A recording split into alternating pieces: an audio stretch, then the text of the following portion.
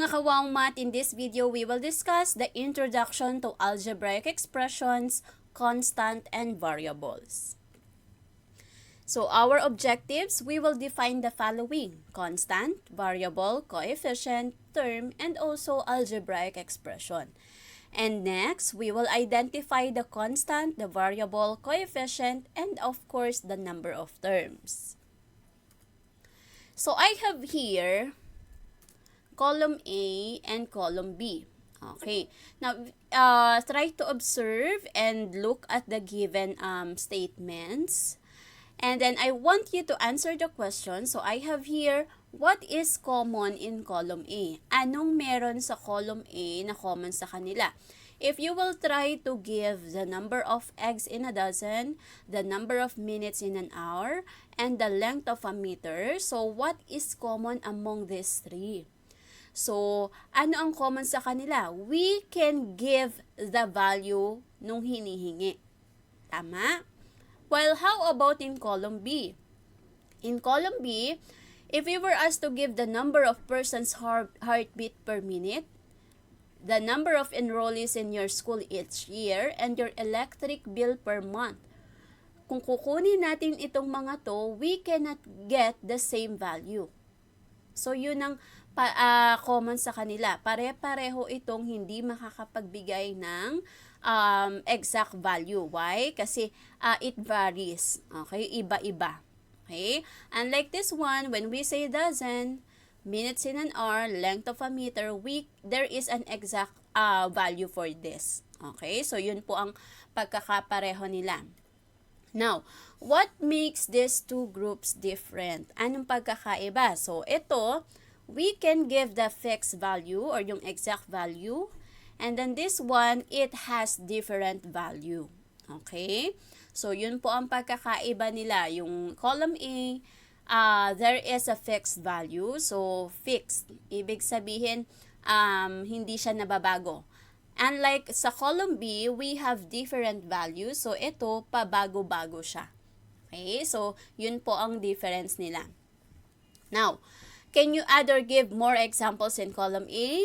Okay, so ano pa ba yung mga examples na pwede sa column A? Pwede dyan yung months in a year. Kasi pag sinabi natin months in a year, it doesn't change. It's always 12.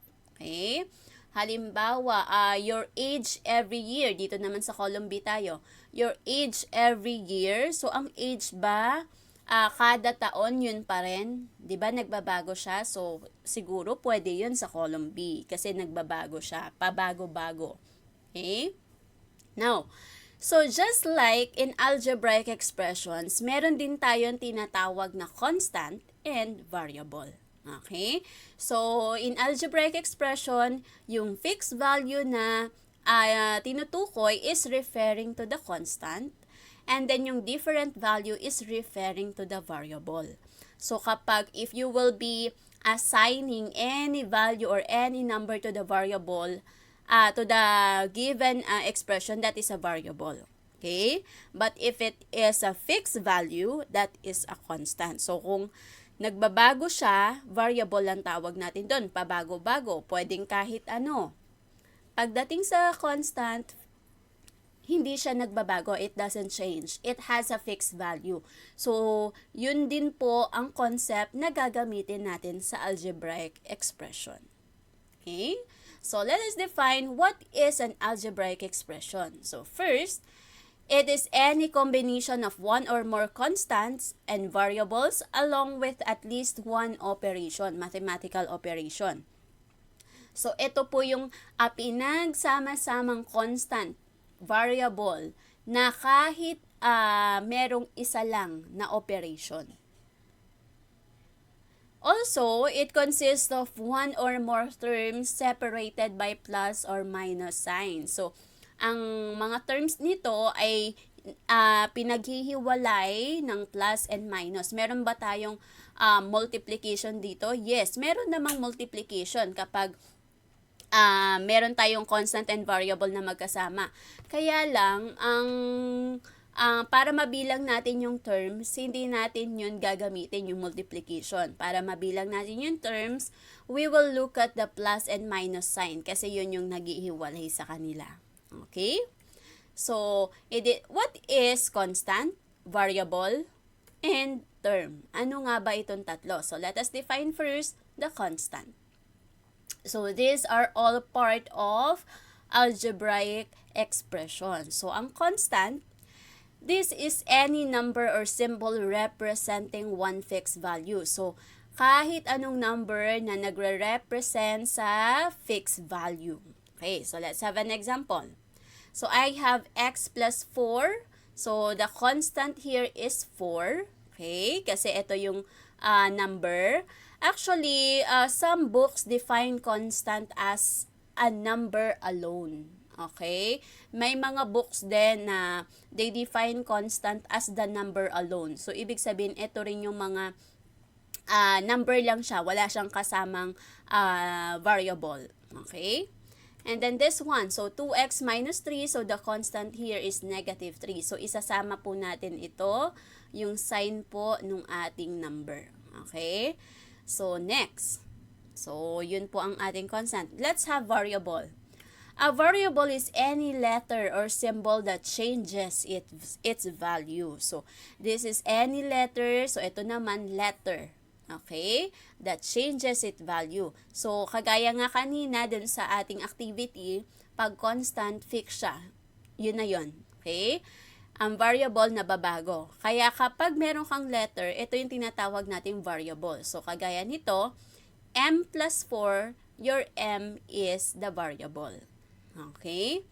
And then, ano ibig sabihin? It changes its value kasi kahit ano po, etong unknown, ibig sabihin kahit ano, ang pwedeng lumabas na value dyan. Or, you may assign any values to the variable. So, ibig sabihin kahit ano po, it varies, iba-iba. That's why it changes its value. So, kapag constant, it is fixed. Hindi mo yan mapapalitan. And then, for variable, it changes its value. Okay? Let's have another. So, I have 4xy minus 7. So, as you can see, hindi lang isa yung letter natin dito. Meron tayong dalawa. Okay? So, therefore, the variables are x and y. So, dalawa po ang variables natin dito. Now, kadalasan, most of the time, ang ginagamit sa math at I know familiar kayo is A, B, M, N, X, Y. Yan ang mga most commonly used variables sa ating algebraic expression. So, A, B, M, N, X, Y. So, yan po ang mga madalas ginagamit. Okay? So, again, the variable is a letter. The constant is a number. Now, so let's have first this exercises. List all the possible values of the variable. So, number 1, 2, 5. Okay.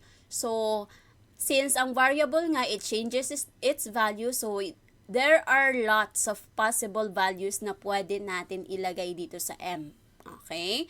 So, kagaya nito, m is a negative integer greater than negative 3.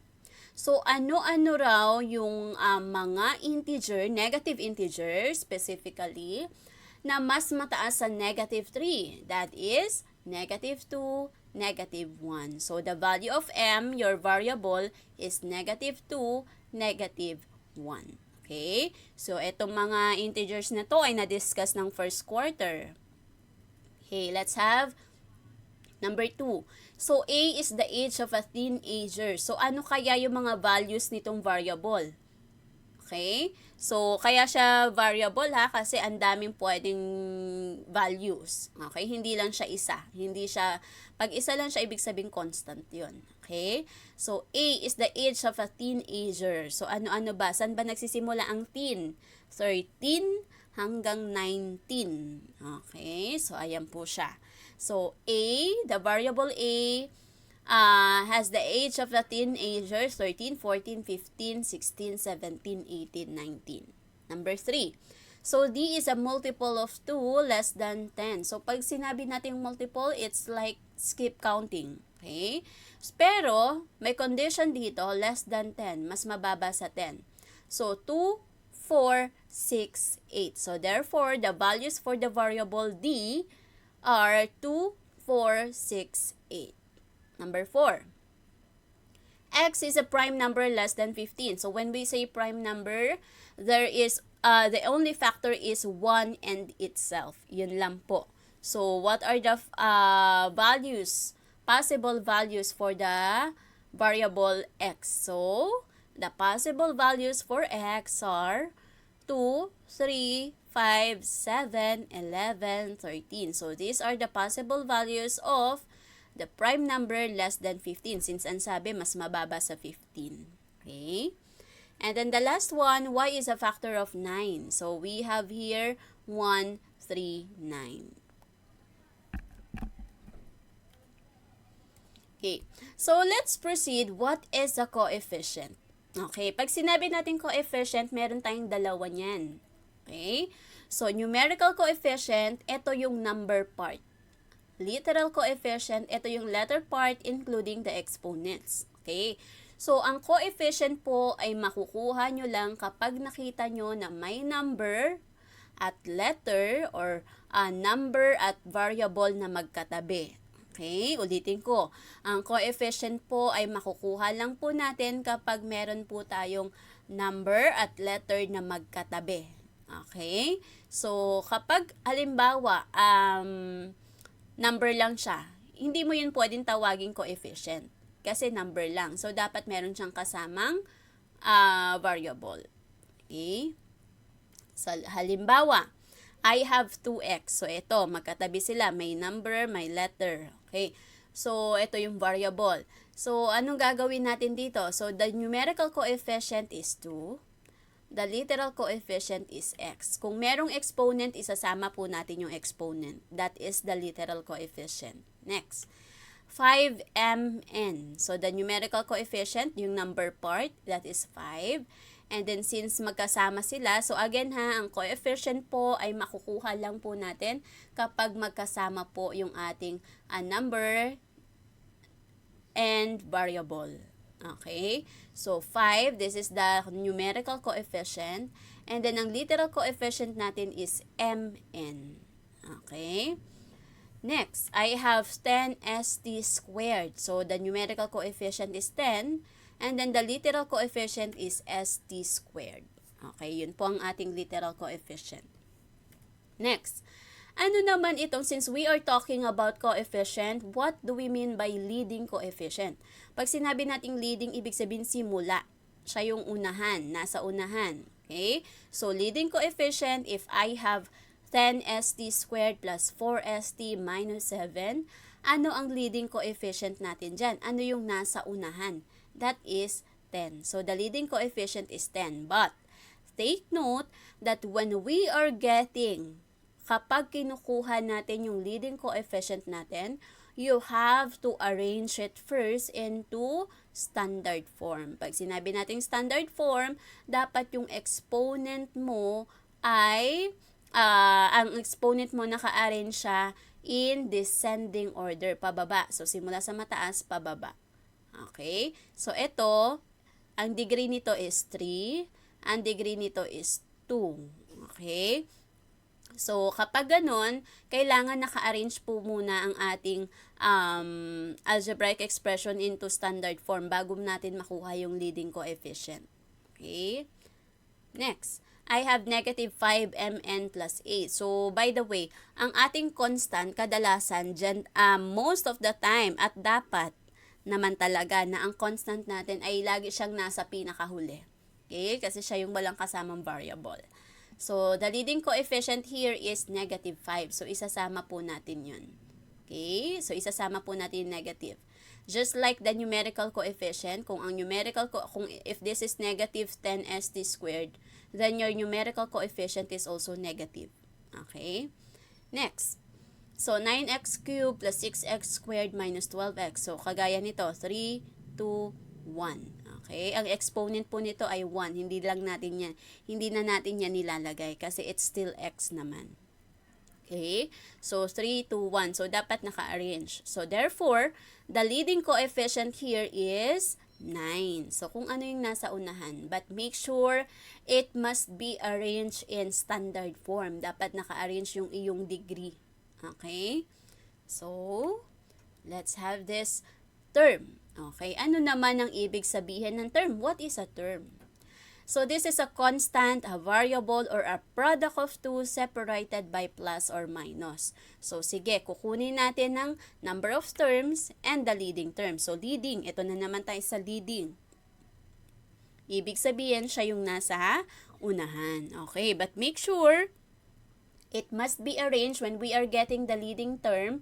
It must be arranged in standard form. So, descending siya simula sa pinakamataas na degree up to the lowest, the least. Okay? So, since we are talking about terms, so paano ba natin makukuha ang bilang ng terms? Okay? So, kapag ganyan, since ang sabi, separated by plus or minus. So, ito yung plus at minus natin, right? So, yan ang naghihiwalay. So, therefore, isa, dalawa, tatlo. Okay? So, we have 3 terms. Okay? Kasi itong plus at minus, yan ang naghihiwalay sa kanila. So, 1, 2, 3. Okay? So, 3 terms po. Now, leading term. Ano yung nasa pinakaunang term? Kanina, leading coefficient. Yung number lang ang kinuha natin. Ngayon, leading term. So, buo. So, leading term. Ano ang leading term natin? 10st squared. Let's have number 2. So, I have 5mn plus 8.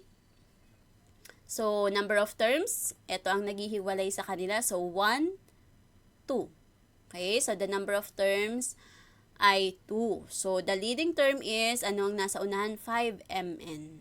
Okay, so kapag term, yung buo. Okay, pag coefficient, ito lang. Okay, so next. 9x cubed plus 6x squared minus 12x minus 3. So, sige. Ito po ang naghihiwalay. Plus and minus lang po. Ayan ha, based dun sa ating definition. So, bilang natin ang terms. 1, 2, 3, 4. Okay, so we have 4 terms. And then, what is the leading term? 9x cubed. Okay, so sana malinaw po ang ating pagkuha ng number of terms and the leading term, the coefficient, the numerical and literal coefficient, ang pag-differentiate natin sa constant and the variable. Dapat alam po natin yon. Although, ito ay i-discuss pa rin naman sa pagpasok ng polynomials. Okay, so let's have this one. I have 9st squared minus 4st plus 7. So, let us identify the following. So, the constant here is 7. The variable are s and t. Okay? So, magkahiwalay kasi tinatanong variable. So, hindi mo yung pagtatabihin na st, hindi po. S and t. And then, the numerical coefficient. So, again, etong dalawang to ay makukuha lang po natin kapag merong number at variable na magkatabi. So, ibig sabihin, ito, meron dito at meron dito. Kasi magkasama sila. Now, so, numerical muna tayo. So, since dalawa ito, dalawa ang numerical coefficient natin. We have 9 and negative 4. And then, yung literal coefficient, ano yung kasama nila na letter part with exponent? Including the exponent. So, st squared and st. Okay? So, st squared and st. Okay, so yun po ang kanilang literal coefficient. Next, so the leading term. Ano yung term na nauuna? So, di ba separated by plus and minus. Ito po siya. So, ano yung nasa unang term? 9st squared. Ano ang leading coefficient? Kung meron kang leading term, makukuha mo na yung leading coefficient. Ano ang leading coefficient? 9. Kasi ang leading coefficient ay kinukuha natin sa leading term. Why? Kasi since siya ang nauuna, ibig sabihin, ito rin ang nauunang coefficient. Okay? And the number of terms, so bilangin natin, ito, separated by plus and minus siya. So, isa, dalawa, tatlo. So, we have 3 terms. Okay, test yourself. So, decide whether each quantity is a constant or variable. So, days in a week, scores in a test, sides of a pentagon, age every year, months in a year. So, days in a week, can we give the fixed value for the days in a week? Yes, so this is a constant. Scores in a test. So, lagi bang fix ang scores natin sa test? No, so this is a variable. Sides of a pentagon. How many sides do we have in a pentagon? Okay, it's 5. So, pwede ba siya maging 6, 7, 8, 9, 10? No. So, this is a constant. Age every year, yung edad mo kada taon. Okay, obviously, that is a variable kasi nagbabago tayo ng edad every year. Nagpa-plus 1 tayo. So, months in a year, how many months in a year? 12. So, we only have 12 and that is fixed. So, therefore, that is constant. Okay? Next, complete the table. So, I'm giving you 1 minute. 1 minute lang po and then papakita ko na po yung sagot. Now, kung kulang ang time, i-pause ang video.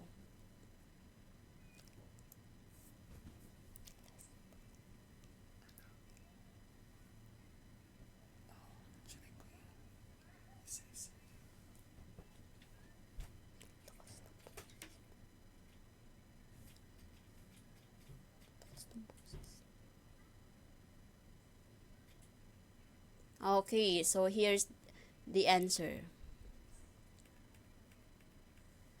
Okay, so let me just explain this operation. Pag sinabi nating operation, ano yung operation na makikita mo dito? Okay, so since magkatabi sila, that means multiplication.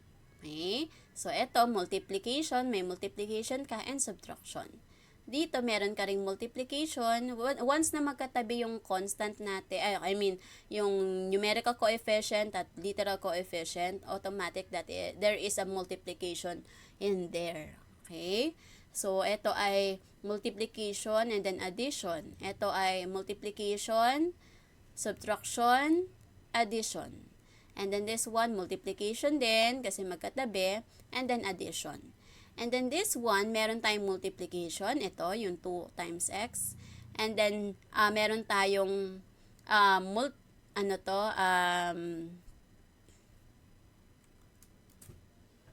alright, so, it should be subtraction. Okay, so, we have subtraction, multiplication, and then division. Since we have here the fraction bar. Okay, so these are the answers. So, constant, ayun po, the variable, the leading term, so dapat naka-arrange mo na siya. So, this is the leading term, lahat ng nasa unahan.